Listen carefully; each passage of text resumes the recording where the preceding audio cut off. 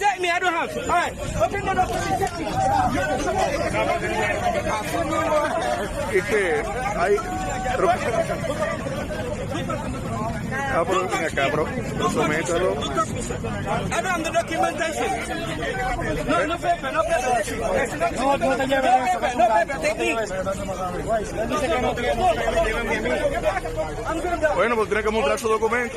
Bueno, él no muestra documentos. Wait, tell him. I don't care. They don't have no paper, right? Take them the nice way. They can be hit by a car, they can be dead, whatever it is. I don't care.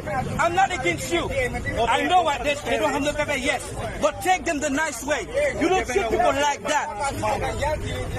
Tell them that. Es lo que está reclamando, que dice que las condiciones, la cantidad, el camión no tienen condiciones humanas para deportarlo, que hay que tratarlo como seres humanos. Es lo que él dice.